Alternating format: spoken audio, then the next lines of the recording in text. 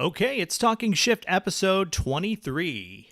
Today we've got Daniel DeBaun on the show as our guest, and he is the co-author of Radiation Nation. He is an expert in the field of EMF radiation, something that is not really talked about in the mainstream media, so we are really thrilled to have him on. And if that's not enough, he's also the founder of DefenderShield. They make some really cool products that we're going to talk about extensively on this show. So, Daniel, thanks so much for coming on. Well, Tom and Marianela, thanks so much for inviting me. I really do appreciate an opportunity to chat with you and of course, your audience about the subject that I think we all are very passionate about. Absolutely. Dan, I've been a huge fan of DefenderShield. I started using your products almost 2 years ago. And, really to kick things off, could you explain to the audience just what is EMF radiation for those that don't know? Yes, let me tell you, as it relates to a story. When we were leading up to this show, you had mentioned to me, Marietta, that you have a sense this exposure around us may not be good for our health, right? Right. Well, about 6 years ago, my sons, who are in their 40s, were visiting me in the holidays, and they had their laptops in their laps for hours at a time. And my wife says, "I want grandchildren. This can't be good for you."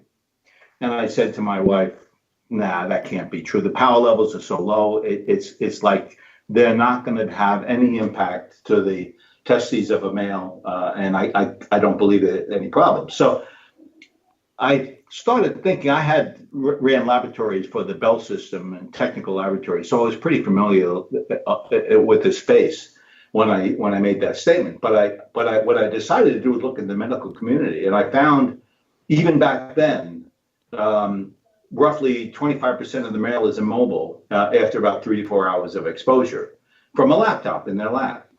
And so I couldn't believe it. So here we are. There's these products we have around our bodies every day, like laptops, like tablets, like telephones. And they all have these fairly low level emissions that are being transmitted out to routers, to cell towers. And the byproduct of them actually operating is emitting electromagnetic radiation. And so I was sort of surprised when I found that there actually could be some fairly serious damage and to very limited damage or irritation from these kinds of emissions. So I decided to build my boys some shielding. And they used it on their laps, and then their friends saw them using it, and so they started using it on their laps. And so all of a sudden, I became dragged into the business of trying to build products that protect the body, and that's how we started. And what's ironic, sadly, is I still don't have grandchildren. So, Well, I'm sure it's not due to the low sperm counts, because I know they're all on top of that. It's their independence and their continued intent to be independent, I suppose. Exactly. But well, let's answer your question. Yeah, go ahead. Every device that we use, every personal device we have around us, the TVs, your electric motors, your air conditioners, your microwave ovens, everything that's electronic is emitting some form of electromagnetic radiation. Right. And so when you're close to these things, when they're close to your body, they can be fairly dangerous.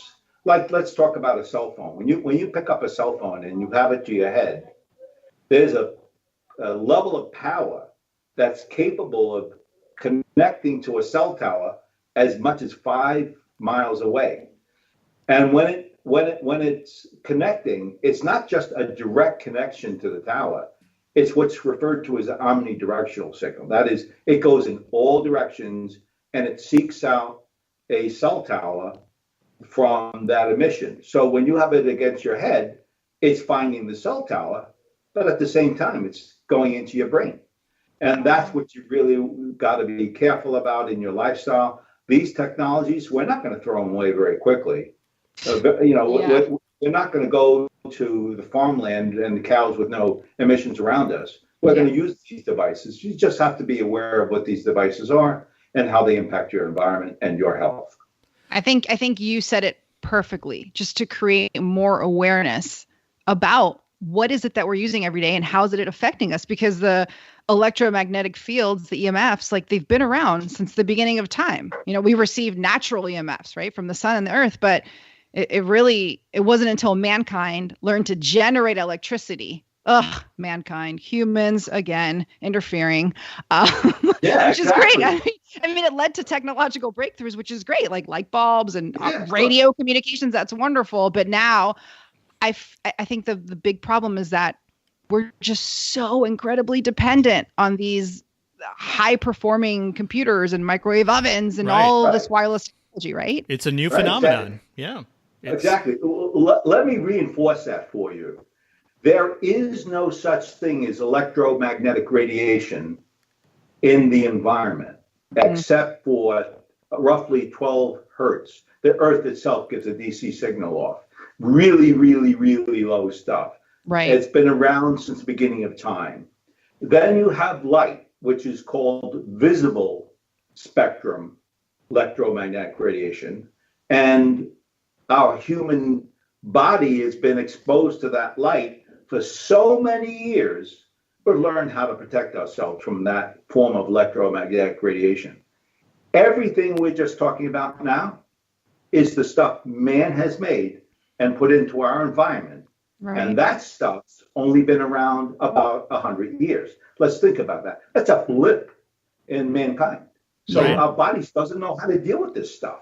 Yes. And, I've been saying this for a while now, just kind of harping and shouting from the rooftops. We don't know what this shit is doing to us long term. Are there any, or have there been any studies that examine the effects of EMF radiation over the long term? And I'm talking just since 2007, since, we've all been carrying around iPhones or smartphones to some extent and using them, whether it's burning our earlobes off if we're holding it up to our head and having a conversation, or, just, funny story. Well, not so funny because it was painful as hell, but a couple of years ago, I fell asleep with my phone.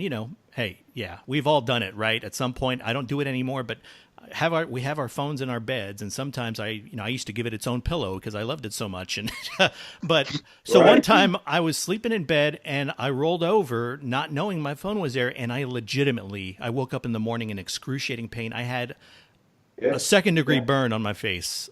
And I know what? With women with their phones in their bras, they would actually get physical marks on their breasts as a result of that, plus cancers, of course, as well, were linked to it. But let me answer your question, Tom. Mm-hmm. I used to smoke when I was 12 years old, quite a number of years ago. The reason I did was because I wanted to be a big man. Well, in that mid-50s, late 50s, research knew that there was a link between cancer and smoking. Right. But at that time, nobody in the public knew, right? Fast forward to today, it took over 100 years before they showed a link and require the cigarette manufacturers to identify that link. Right. And so it took 100 years, 80 years, 50, or whatever you want to call it. It took a long time. Well, guess what? Cell phones, as you pointed out, Tom, have been around for 10, 15 years in mass. Before that, I used to have a cell phone 15 years ago. I had no one to call because none of my friends had a cell phone, right? Yeah. Right? And now all of a sudden, our children are being given phones at 6 years old. True. Like, it's becoming so much an integral part of our lives, and it's been so short a time in the environment as a toxin, we don't know much about it. But this is what we know. We know that you can be affected. We know through lots and lots of research that there are direct links to all sorts of medical issues, including cancers. I have a friend of mine, Dr. Ali Johansson. He's out in Sweden, and he was at a conference, and he said, "All right already. we know this is a problem in our environment. I don't have to look at any more data to know you should be cautious about exposures to these kinds of things. And I agree with them. There's been some really conservative positioning in the marketplace, largely because the industry is a $17 billion industry, making sure the messages are what they want you to hear, not necessarily what are the facts. Of course.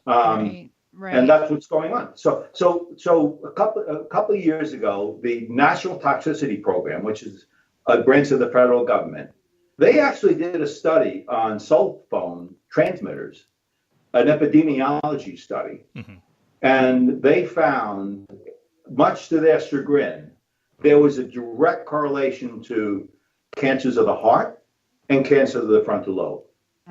That was reinforced by a Ramazani study last year.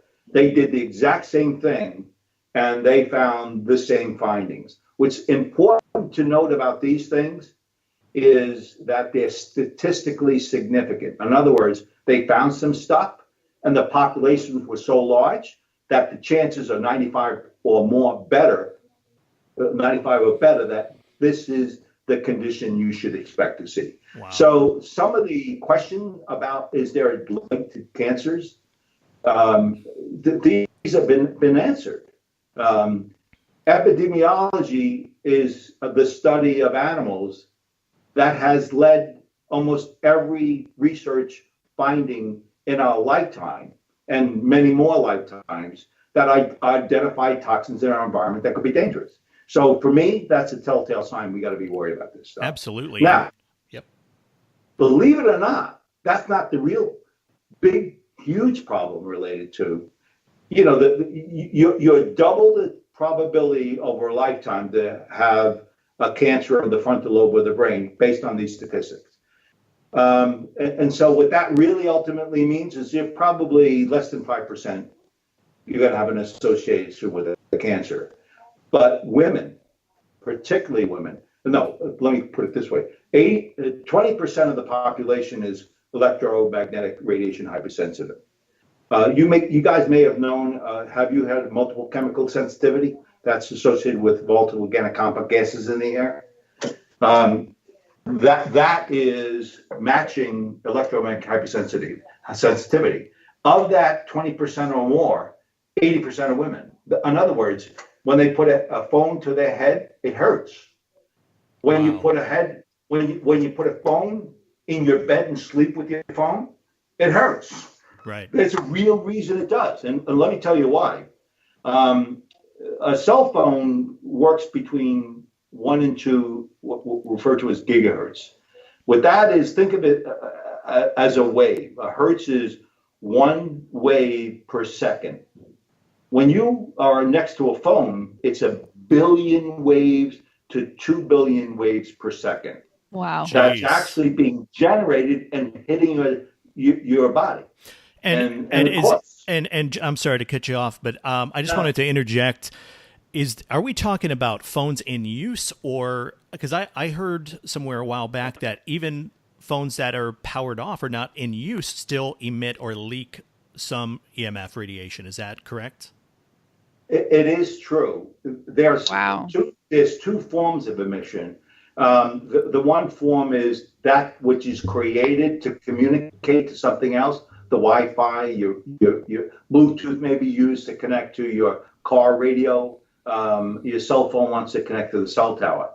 But what's also happening is every time you have anything electrical operating and using power and consuming power, a byproduct is an emission. And that's what happens with your cell phone. It actually emits based on the fact it's not transmitting, but it's operating. Right. That's scary. That's some scary shit. Darn, this whole time I thought it was so advanced, like putting it on airplane mode. I'm like, hey, I'm not being affected. Wrong again.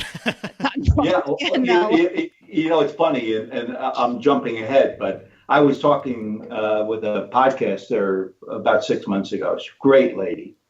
And I said, do not have anything in your bedroom when you sleep. Right. And she was very nice, and she was placating me, saying, oh, yes, we should worry about those kinds of things. And then a month later, she called me up and she said, I didn't believe you. I took my cell phone out of my bedroom. Yes. And I slept the whole night. And my husband slept the whole night. Wow. And we hadn't done that in years.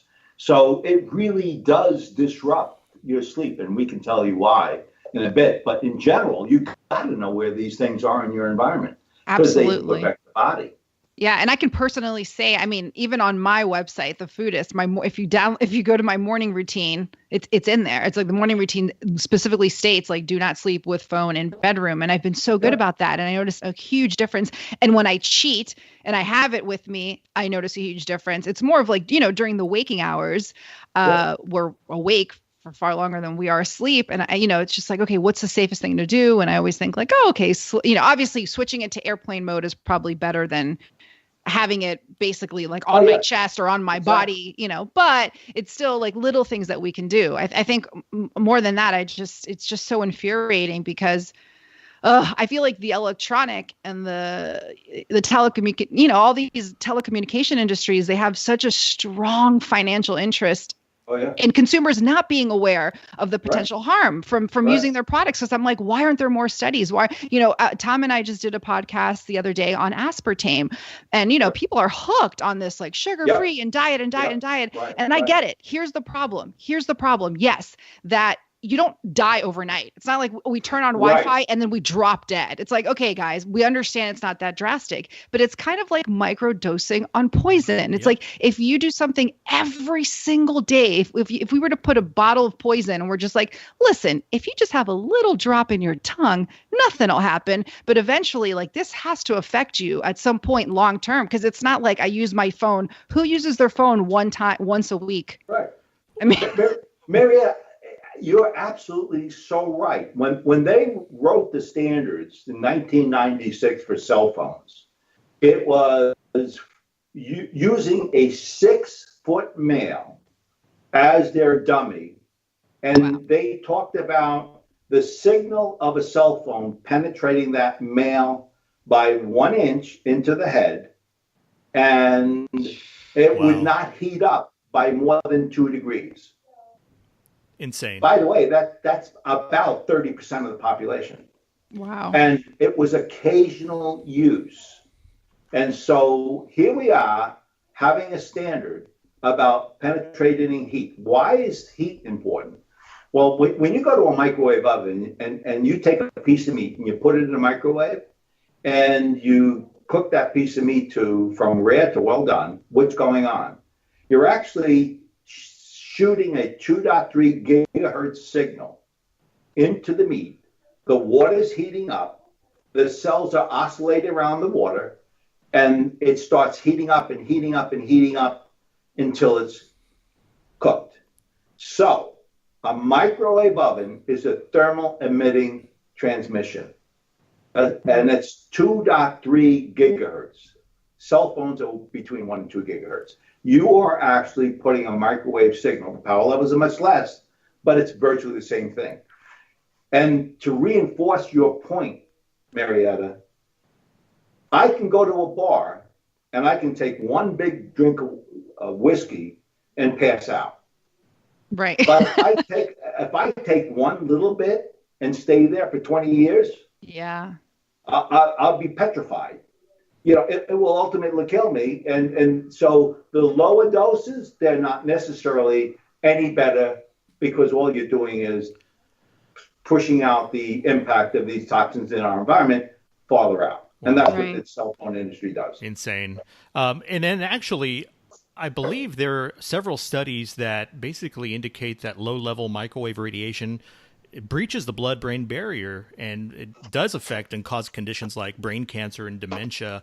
And Daniel, a few weeks ago, I did a post on Instagram about AirPods, and if you've seen it, it's essentially AirPods with a big cross through it. Do not use AirPods in big letters. Right. That posted very well, and I'm telling you, the majority of the comments that I received on that post, people did not understand, or they were not aware, and in some cases did not want to believe that AirPods cause or emit radiation that can affect them adversely. And when you think about it, and as I mentioned in the post, you've got AirPods in your ears which are constantly emitting some sort of radiation. And actually, I believe it's a double dose because of the Bluetooth technology that they use, which is a little bit different, called NFMI. And that's what the Bluetooth uses, or the AirPods use. And so, you're shooting a double dose of radiation directly into your skull, and that can't be good. And as I said, people are wearing these AirPods like accessories. They're like dangly hoop earrings for men, and people wear them all the time, regardless of whether they're using them or not. And it's almost like a social status thing if you've got your AirPods in, you know what I mean? But when I got my radiation-free headphones from DefenderShield, I posted that on my Insta story, and you would not believe how many comments I got, or how many replies to that story saying, "Thank you, I've been looking for a good alternative." You know, again, I just want to bring awareness to the fact that we got to stop using AirPods. We've got to really do what we can to mitigate our risk for cancer, because not only do we have toxins, you know, in the food, in the air, in the water, but now we're bathing in Wi-Fi. I mean, everybody's got a modem, and we're bathing in this shit. We're literally bathing in a Wi-Fi signal 24/7. So my question to you, it was a long way to get there, by the way, but my question to you, Tom always takes the long route. He always just cut me off. Tom, anytime. Just cut me off. Should we be unplugging our modems at night? Look, yes. And the answer is get a $10 timer. Okay. Plug it into the timer, turn it off at 10 o'clock, start it off at 7 in the morning, and you're fine. That's a great idea. You'll hear me talk about bees in the room. I'm going to talk about that a little later. But I got to answer your question about Bluetooth, because most of the articles don't even fully understand exactly what's going on. And it's related to the blood-brain barrier, which you also alluded to is when you get concussions, which is the breakdown of the blood-brain barrier typically. The barriers designed to protect your brain are disrupted. Why is that a problem? Well, let's talk about it. In our scientific research, we know that a 1.6 watts per kilogram, that's the cell phone, can penetrate a 6-foot male by 1 inch. We spoke about that, right? Right. And if you were a child 6 years old, it goes completely through the head. So that's the 30% we talked about. They protect 30%. And by the way, it's only the thermal. It's like the microwave. It's only the thermal part it protects.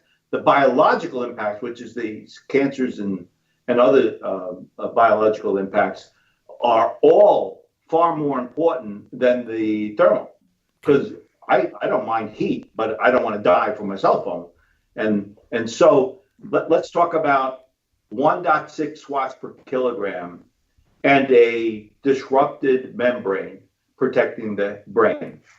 It turns out that I can use a cell phone that has 0.1 watts. That's 15 times less power level. And I can damage the DNA cell within my frontal lobe. This is research that says it. And so if you're concussed, which over 20% of us are, you are already susceptible, and it takes almost no power levels to do that disruption. And with those earbuds you were talking about, right, they're talking back and forth between your ears, communicating. Right. Wow. So that Bluetooth is constantly transmitting, and we know those power levels, which by the way are 0.3 watts per kilogram, are 3 times higher than what we know is a damaging power level to a brain that doesn't have a blood-brain barrier. Very, very, very serious thing, and everyone's walking around with the ears as if it's a badge of honor. Exactly. They're so happy about themselves and their AirPods. And the other question I got was on that post was, what about Beats? What about Bose? What can I use? Is this okay? Is this okay? Is it okay if I just use it at the gym? Is it okay if I just use it for a call? And as I replied, all Bluetooth emits some level of radiation. So, I mean, if you really want to kind of bottom line it, I mean, Bluetooth devices aren't completely safe over the long term. Right. And it's almost like they were, asking permission. Can I use it? Is it okay? And like, well, you need to talk to Daniel DeBaun. I mean, I'm not the expert. So that's why, that's why I really think you're on. Yeah, exactly. You're doing pretty good though. Well, thank you. Yeah. And even Dan, with our podcasts, we're not, obviously we're not here to change anybody. We're really just here to bring experts on to share the information that we've read our years of living, fill in the blank, because we do feel like a more informed person is going to take more responsibility in their life. And I think the huge problem is really A, having zero awareness, and B, like not understanding how the human body works. I mean, we've known for a long time. Well, maybe Tom and I knew people that, inform themselves about the human body, that the human body is this sophisticated electromagnetic system. I mean, our nervous system and our heart, they run on electricity. So it's like, you have to understand, like, because people, it's a complete block. They're just like, what? That's ridiculous. This is spiritual woo-wee nonsense. And it's like, no, it's science.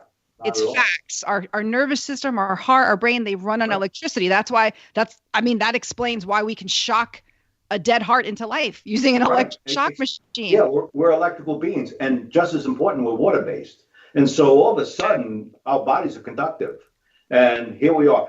So remember when we said that Earth does not generate an emission by its very nature, and it's only man-made content, right? So our bodies have not built a protection for all the frequencies that are being generated by all these devices. This stuff can sort of sneak through our bodies, and it does have an impact to the cell. We know it can be damaged DNA. If you were, Marietta, when you were young and 12 years old, and you had a cell phone in your back pocket, and a laptop on your lap, you were radiating your eggs at 12 years old. That radiation can damage the cell, can denate or mutate the cell, and your children can have that mutated cell. So it's like, this is pretty serious stuff. Holy shit. Yeah. If you're not aware of the potential dangers of this, you have some pending generations that may even be smarter than you because of the mutation, or maybe not. Right. Wow, we got to save those huevos. We got to, Right. and those ovarios, and the ovarios, por favor. Yeah, I mean, you'd be silly to not understand that exposure just to man-made EMFs. How could you think they wouldn't interfere with the electromagnetic systems like inside of our bodies? It's just, of course, our own biology is going to get disrupted. And the reason actually I started to go down the EMF rabbit hole is because I was plagued with a lot of chronic pain, and I'm still, working through that. And I read that, I read so many studies on EMF exposure worsening inflammatory problems and conditions. And that's when I kind of went down the grounding rabbit hole. And I mean, to this day, my boyfriend's like, oh, this is ridiculous. What do you mean you walk around barefoot and you're all of a sudden healed? Or, it's really hard because there really is so much science behind it, but it's just not, there's not enough of it. I think the studies are far few and in between. And I think that's, what frustrates me the most is that, we need more studies to be done because Tom and I and you, we can all get on our soapbox, but people are Yeah, right, exactly. Yeah, and then when we show proof, it's only like, oh, but those are only like 12 studies and we need 1,200 studies. And of course, like the government's not backing, these independent studies, clearly, But Daniel, correct me if I'm wrong. Didn't the World Health Organization come out a few years ago and list EMF radiation as probably carcinogenic? I think I read that somewhere. You're absolutely right, Tom. It's called a 2B carcinogenic. That is, it's possibly a carcinogenic. What you don't know is the backstory, most likely. At that time, it was going to be a 2A carcinogenic. It is a probable carcinogenic. Okay. And the reason they didn't do it was because there was not sufficient statistical data available. Now they have the Ramazani and the NTP, and it's highly likely to be upgraded to the class of probable carcinogenic. There was just not enough data at that time. Yeah, and actually, it wasn't the World Health, Tom. It was the International Agency for Research on Cancer. That was one of the studies. They work with the WHO. They do it. Yeah, they work with the WHO. But yeah, they specifically, you're right. Categorized Yes. low frequency EMF radiation as a class 2B possible carcinogen. Don't fact check me, Marianela. What are you, Snopes? Hey, Tom. She seems to know more than you do. Oh, them's fighting words. Trust me. Trust me on this topic. I think Tom knows a lot more. No. But yeah, this information obviously needs to get out there, and different countries establish their own guidelines. And the last report I saw, I think it was by Netherlands or by the Netherlands, I don't know, National Institutes of Public Health. Okay, someone please fact check me here. And Dr. Jack Krause, Russia, actually of all countries, has the strictest requirements, and the U.S. allows for more EMF exposure, I think, than like pretty much any other country. Insane. Twice as much. Typically twice as much. Yeah, and again, maybe fact check me there, but from the last day I remember reading about this, they stated that Russia was like the strictest of them all, which I'm like, oh, okay. Well, but will Russia allow 5G technology? That's what I want to know. Oh, 5G, yes. 5G, that's a whole Let's talk world about 5G, Dan. Okay, so 5G. From when they started in 96 with cell phones, they were using an analog carrier rate. So it's a constant load, and it was being transmitted around 900 megahertz, about 1 gigahertz. And then as we approached 4G, data was being put in, we were texting each other, we're doing all sorts of things other than talking to a person with a voice call. And so when we began digitizing the signal, the data that was on the carrier, that's when we began seeing damage to the cells. They were pulsing digital signals being carried on these frequencies that are currently available. So to repeat, 1 or 2 gigahertz is 1 to 2 billion cycles per second. So with 5G coming along, it's a strategy of interconnecting everything. Your refrigerator to your cell phone, your medical records from your doctor to your cell phone, moving cars, sharing data, all sorts of, they call it the Internet of Things. So it's this 5th generation of communications that's being set up by the communications industry. And the theory is you're going to love it because you're going to do anything and everything you want to do. To achieve that, they had to allocate frequency stuff that's never been allocated in the environment. They can use up to about 10 gigahertz. But with the 5G, the FCC allows up to 300 gigahertz. What does that mean? That means it can be 300 billion cycles per second hitting the cell. But it's not just the cell that you worry about with that carrier. I mentioned the digital signal, which is the pulsing part. Right. Well, that's the part that's the most damaging. Right. Yeah. And we know through research that's what's bothering. And these 5G things are going to have what they refer to as MIMO, multiple in, multiple out. So there's going to be multiple transmitting data speeds being directly ported to your cell phone. Your cable service won't be had on cables. It'll be on 5G. And so there's all of these things now being put into the marketplace, and there's not been one, I repeat, not one study on 5G communications in our environment. Is it toxic or not? So when someone says to you that, oh, we're in trouble, well, they can't really say that because there's no study that says it. But if I were to extrapolate what I know from the research and science, I'd run. In fact, I talk about it, and I'm again repeat it, bees in the room, and you'll know what that means in a bit. But bees in the room are not just regular bees with 5G. They're killer bees. They are definitely very, very different. They have much more energy. And so what does all this mean? When you have a cell signal that's going so fast, it can't go very far. Right. So where we have 5G towers or 4G towers every couple miles, up to 5 miles away, they're going to be up to 750 feet away because they can't go any longer than 750 feet and provide service. If you live next to a cell tower today and you're within 1,000 foot, data is clear. You have 3 times more likelihood of getting a cancer, a general cancer. So they're going to be on every other house on your neighborhood. I mean, Dan, I'm so freaked out. I'm ready to just power down and end this podcast right now. Well, I got to tell you, here's a great story. I worked with a neurologist in Portland, and he moved into his house, this little cabin or something he just got.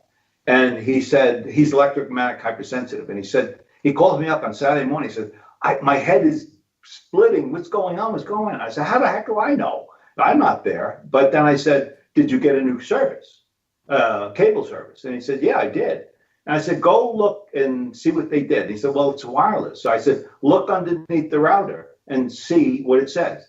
And it said 5G. It was a 5G trial site. Oh, man. That man walked in and immediately felt the presence of those 5G signals into his environment.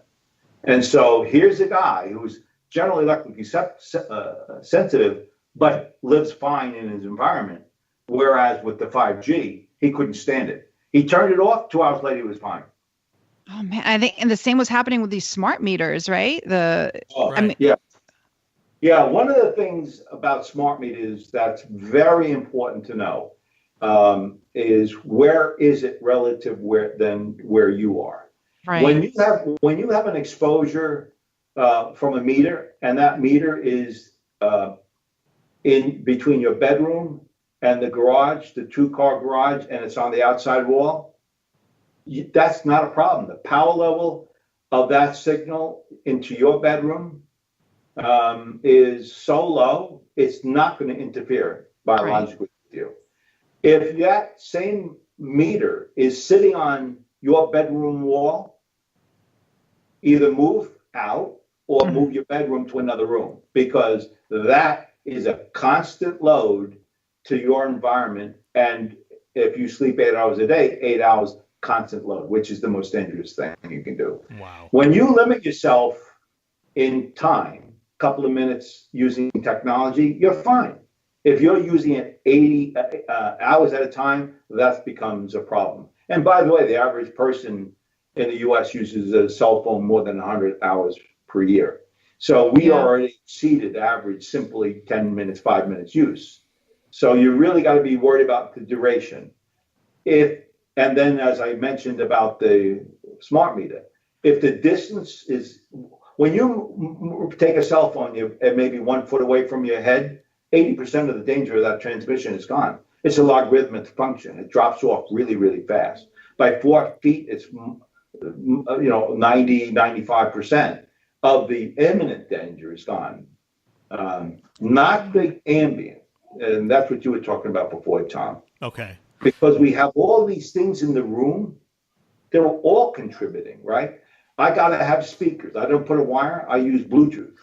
I want to brush my teeth, so I have a Bluetooth transmitting to my cell phone, telling my cell phone how clean my teeth are. Right. Do you really need these things? No. Everything is Bluetooth. I think my underwear is Bluetooth now. Right. You're right. Exactly. It's like time to change your shorts, Tom. You had Indian food for lunch. Hey, Tom, at least you know when you smell, right? Exactly. You know what, Daniel? You know what I'm going to do with all this shit's freaking me out. You have no idea. I'm going to wrap myself in about 38 DefenderShield laptop pads, and I'm going to go outside looking like a baseball ump. And that's the only way I can shield myself. But seriously, have you ever thought about DefenderShield making like EMF resistant clothing or, something to that effect? Yes. Okay. Yes. Cool. Great. I actually, when Marietta gets pregnant in her first quarter, in the first trimester, and she's exposed to a high level of electromagnetic radiation. Anxiety. You're 3 times more likely to have miscarriage. It was happening in San Francisco. They studied. It really is a serious thing for not only the mother but the child within the womb as well. So we actually have a blanket that covers the womb. Yes, we actually. I'm having issues like pre-birth, like fertility wise. So TMI, but it also affects hello. It does. Yes. Hey, huge effects. Do you remember I was telling you the story about the mutated cells in the 12-year-old? Yes. Okay. I work with probably the most prestigious X-ray expert in the country, if not in the world, Dr. Prasad. He read my book and sort of liked it. He found he learned so much stuff. But he wasn't sure about the DNA study work that was going on related to the womb of a child. And then he got a patient in. He was collaborating with another physician. And they had a woman who had a child, almost died immediately, passed away. And they had all these weird DNA kinds of things going on. Mm-hmm. And he called me up and he said, I can't believe that you're right. I said, I'm not right. I don't know if that's true about this woman, but it's a possibility. And so what happened after that is the woman, a young woman, who was more careful about the electronics around her. And a couple of years later, she had a very healthy baby. And he considers managing those devices around her were a very important aspect of her getting that birth. So in his case, a real expert in this stuff said, wow, you may be right. Insane. And these are things, like you said, that are within our home that we can control. And then there's strong sources of EMF radiation that are a little bit out of our control. But I think that, and again, we're not trying to have, I think everyone listening, like anxiety levels 1,000 right now, but it's important to know, if you live around radio stations or electric generators or power lines and electrified train tracks, like all these, there was an Italian study that found that adults and children who live within 3 kilometers of a high power radio station are at a higher risk of developing leukemia than others. This was a really big study. Therefore, again, it's not like, okay, house for sale, but kind of. Again, there's things you can control within your home, but you can also, I understand if you already live next to a radio station, like this might cause you severe anxiety, but you know what? If it's your health, it's worth looking into, should we be living right next door to a radio station? What effect does this have on our health? And is it worth moving? Yes. I was in a conference and a woman came to me and asked a question after I gave my presentation. And she says, a cell tower, which means there are several transmitters on it, was just put outside my door.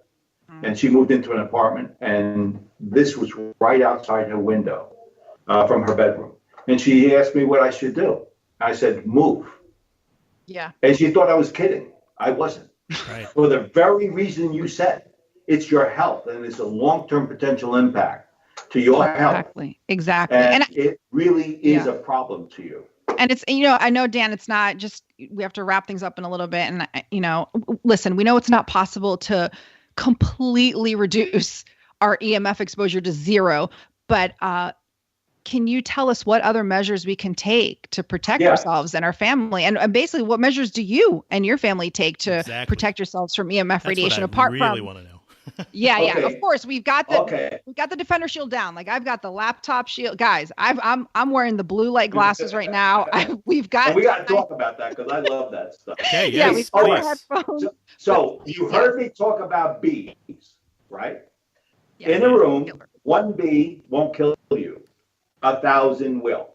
You got to remember that your ambient, if it's saturated with RF, it becomes lethal. A lot of the ADHD and all this other stuff coming on for children and adults Alzheimer's, as you pointed out, Tom, before, is because the ambient is increasing. So what do? You minimize the bees in the room. So you don't buy the Sonos speakers that are Bluetooth. You don't buy a computer that Wi-Fi connects to your router. You run an Ethernet cable. Right. When you have a TV box, rather than terminating it with your Wi-Fi, terminate it on an Ethernet. Everywhere there's a possibility of taking a device, connecting it to wire, you're much more safe. And more importantly, you begin reducing the bees in the room. Go to the sources, cut them off, and you're doing preventative work that protects your body as every time you turn another thing off. So think of it as there's sources in my room. Where are they? And where can I turn these off? Like when I use a laptop, my laptop's several feet away. I have a screen monitor that's several feet away that has very, very little emissions. And it's Ethernet connected. And I just use a wired mouse and I'm fine. So I've taken everything I can do to minimize those exposures simply by managing the technology around me. Fantastic. That's great. So, That's awesome. So good. So bottom line, do anything and everything in your power to mitigate, reduce your exposure, reduce your risk for electromagnetic frequency damage, anything like that. Throw away those Bluetooth underwear, switch to the DefenderShield EMF-proof panties, and protect your eggs.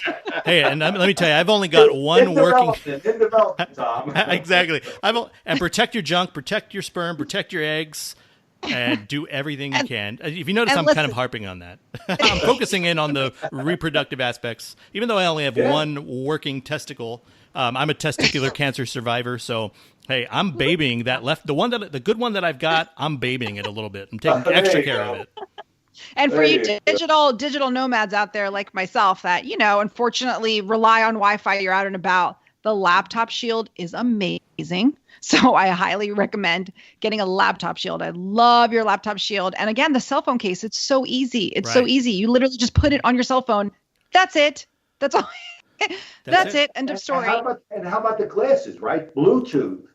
Oh, we look hot in them too. Love the glasses. Yeah, I mean, good. You look at these electronic stuff all the time, day and night. Yeah. This is what's going on. You have potential macular degeneration occurring in the retina as a result of those exposures. The neurologist had a lady in his office that was looking at a screen. For 20 years, he put eye drops in her eye. And I said, give her my Bluetooth glasses, blue screen glasses, and see what happens. 2 hours later, her eyes went wet. So It was the blue component of the signal that was bothering her. Yeah. And of course, you guys know the life cycle. Your life cycle includes, a sleep pattern that you should maintain a pattern day and night, not disrupting those patterns. When you read at night, just before you go to bed on a tablet, you are disrupting the melatonin function. And as a result, you're disrupting sleep. And all of a sudden that body cycle is now disrupted. And who knows what goes on after that. So It's really, really important you watch your eyes because they have so much of an impact on your body. Absolutely. And again, I just want to really plug the radiation-free air tube headphones that DefenderShield makes because they're fantastic. They virtually eliminate all EMF radiation to the head. Very good, crystal clear, quality sound, compatible with smartphones, tablets, and other audio devices.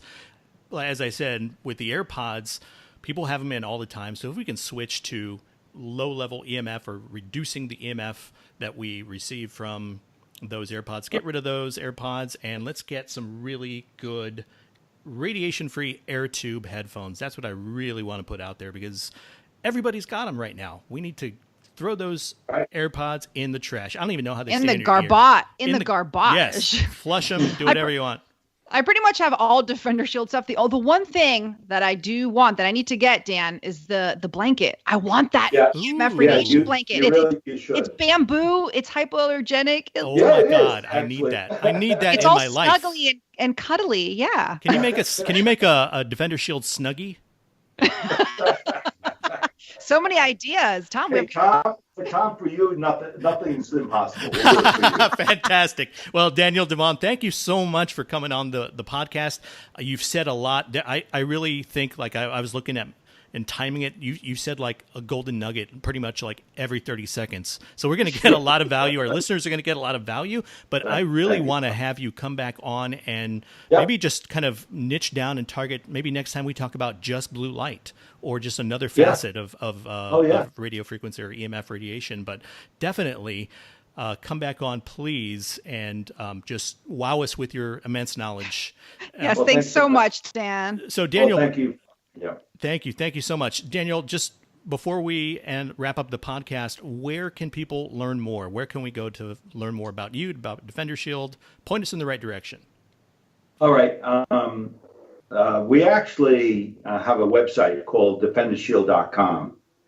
On that website, we have, of course, many of the products that Tom and Marietta were talking about. We also have a learning section.